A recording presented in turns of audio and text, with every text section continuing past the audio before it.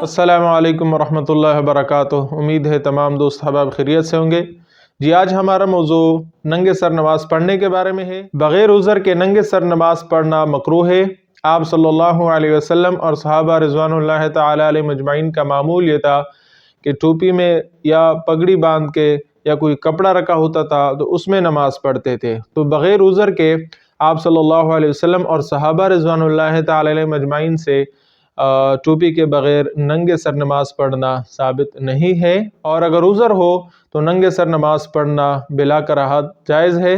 مثلا بندہ سفر پہ نکلا ہوا ہے اور اس نے خوب اہتمام بھی کیا ہوا ہے کہ میں ٹوپی اپنے پاس رکھ لوں، لیکن کسی عذر کی وجہ سے وہ نہ رکھ سکا یا بھول گیا اور اب کوئی دوسرا ذریعہ بھی نہیں ہے، یا مثلا سر میں کوئی زخم ہے، تو ان وجوہات، چونکہ یہ آزار ہے، ان وجوہات کی بنا پہ بندہ بغیر ٹوپی کے نماز پڑھ سکتا ہے اور یہ بالکل جائز ہے، مکروہ نہیں ہے۔ لیکن اگر بغیر عذر کے بندہ ننگے سر نماز پڑھے، جیسے سستی ہو، سستی کی وجہ سے بندہ ٹوپی نہیں رکھ سکتا، یا یہ سوچے کہ میرا فیشن خراب ہو رہا ہے، میرے بال بکھر رہے ہیں، تو ان صورتوں میں ننگے سر نماز پڑھنا مکروہ ہوگا۔ اگلا مسئلہ ہے ہمارے پاس مساجد میں جو پلاسٹک کی ٹوپیاں رکھی ہوتی ہے یا جیبی رومال میں نماز پڑھنا، تو ان چیزوں میں نماز پڑھنا مکروہ ہے۔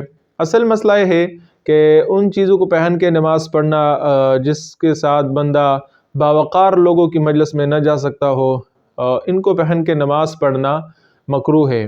اللہ سبحانہ و تعالی جو بادشاہوں کے بادشاہ ہے، ان کے حضور نماز میں بندہ کھڑا ہوتا ہے، تو بندہ ایسی چیز میں نماز پڑھے جس کے ساتھ بندہ باوقار لوگوں کی مجلس میں کم از کم جا سکتا ہو۔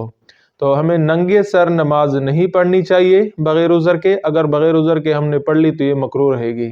تبارك الذي نزل الفرقان على عبده ليكون للعالمين نذيرا